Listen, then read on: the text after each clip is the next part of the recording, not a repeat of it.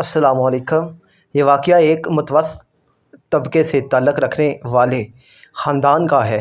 ایک باپ جو کہ قربانی نہیں کر پا رہا، اس کی روداد سنیے۔ بابا بابا ہمیں بھی گوشت ملے گا نا؟ میں نے کہا ہاں ہاں کیوں نہیں، بالکل ملے گا، لیکن بابا پچھلی عید پر تو کسی نے بھی ہمیں گوشت نہیں دیا تھا، اب تو پورا سال ہو گیا ہے گوشت دیکھے ہوئے بھی۔ میں نے بڑے پیار سے سمجھایا، بیٹا اللہ نے ہمیں بھوکا تو نہیں رکھا، میری پیاری بیٹی، ہر حال میں اللہ کا شکر ادا کرنا چاہیے۔ میری بیٹی پھر بولنے لگی، ساتھ والے انکل قربانی کے لیے بڑا جانور لے کر آئے ہیں اور سامنے والے چاچا اقبال بھی تو بکرا لے کر آئے ہیں۔ میں دل میں سوچ رہا تھا کہ ہم غریبوں کے لیے بھی تو قربانی کا گوشت ہوتا ہے، امیر لوگ تو سارا سال گوشت ہی کھاتے ہیں۔ یہی سوچتے ہوئے میں عید کی نماز کے لیے مسجد کی طرف چل پڑا۔ وہاں بھی مولوی صاحب بیان فرما رہے تھے کہ قربانی میں غریب مسکین لوگوں کو نہیں بھولنا چاہیے، ان کے بہت حقوق ہوتے ہیں۔ خیر میں بھی نماز ادا کر کے گھر پہنچ گیا۔ کوئی گھنٹہ بھر انتظار کرنے کے بعد میری بیٹی بولی، بابا ابھی تک گوشت نہیں آیا۔ بڑی بہن رافعہ بولی، چپ ہو جاؤ شازی، بابا کو تنگ نہ کرو۔ میں چپ چاپ دونوں کی باتیں سنتا رہا اور نظر انداز کرتا رہا۔ کافی دیر کے بعد بھی جب کہیں سے گوشت نہیں آیا تو شازیہ کی ماں بولی، سنیے میں نے تو پیاز ٹماٹر بھی کاٹ دیے ہیں لیکن کہیں سے بھی گوشت نہیں آیا، کہیں بھول تو نہیں گئے ہماری طرف گوشت بھجوانا؟ آپ خود جا کر مانگ لائیں۔ میں نے حیرانی سے اس کی طرف دیکھا کہ یہ کیا عجیب بات کر رہی ہے۔ میں نے نرمی سے کہا، دیکھو شازیہ کی ماں، تمہیں تو پتہ ہے آج تک ہم نے کبھی کسی سے نہیں مانگا، اللہ کوئی نہ کوئی سبب پیدا کرے گا۔ دوپہر گزرنے کے بعد شازیہ کے بار بار اصرار پر پہلی دوسری گلی میں ایک جاننے والے ڈاکٹر صاحب کے گھر گئے۔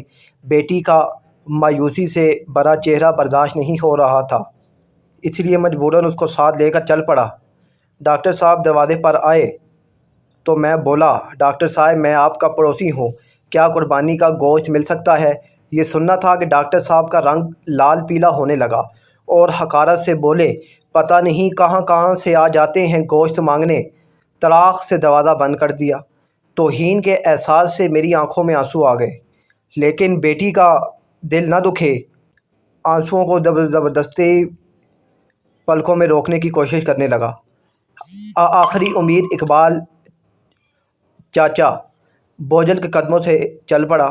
ان کے سامنے بھی بیٹی کی خاطر گوشت کے لیے دست سوال ہوا۔ اقبال چاچا نے گوشت کا سن کر عجیب سی نظروں سے دیکھا اور چلے گئے۔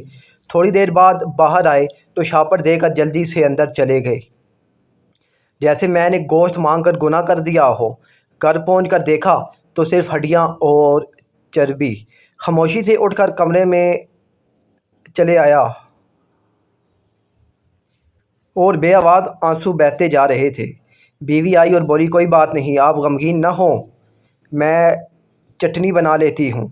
تھوڑی دیر بعد شازیہ کمرے میں آئی اور بولی، بابا ہمیں گوشت نہیں کھانا، میرے پیٹ میں درد ہو رہا ہے۔ لیکن میں سمجھ گیا کہ بیٹی باپ کو دلاسا دے رہی ہے۔ بس یہ سننا تھا کہ میری آنکھوں سے آنسو گرنے لگے اور پھر پھوٹ پھوٹ کر رونے لگا۔ لیکن رونے والا میں اکیلا نہیں تھا، دونوں بچیاں اور بیوی بھی آنسو بہا رہی تھیں۔ اتنے میں پڑوس والے اکرم کی آواز آئی، جو سبزی کی ریڑھی لگاتا تھا۔ آواز، آزاد بھائی دروازہ کھولو۔ دروازہ کھولا تو اکرام نے 3-4 کلو گوشت کا شاپر پکڑا دیا اور بولا، گاؤں سے چھوٹا بھائی لایا ہے، اتنا ہم اکیلے نہیں کھا سکتے، یہ تم بھی کھا لینا۔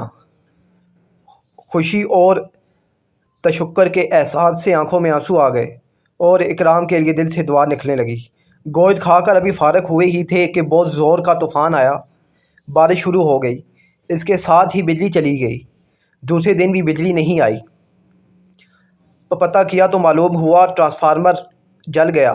تیسرے دن میری بیٹی شازیہ اور میں باہر آئے تو دیکھا کہ اقبال چاچا اور ڈاکٹر صاحب بہت سا گوشت باہر پھینک رہے تھے، جو بجلی نہ ہونے کی وجہ سے خراب ہو چکا تھا، اور اس پر کتے جھپٹ رہے تھے۔ شادیہ بولی، بابا کیا کتوں کے لیے قربانی کی تھی؟ وہ شادیہ کا چہرہ دیکھتے رہ گئے۔ اقبال چاچا اور ڈاکٹر صاحب نے یہ سن کر گردن جھکا لی۔ یہ صرف تحریر نہیں، گزشتہ چند سالوں میں قربانی کے موقعوں پر آنکھوں دیکھا حال ہے۔ خدا را احساس کریں غریب اور مسکین لوگوں کا جو آپ کے آس پاس ہی رہتے ہیں۔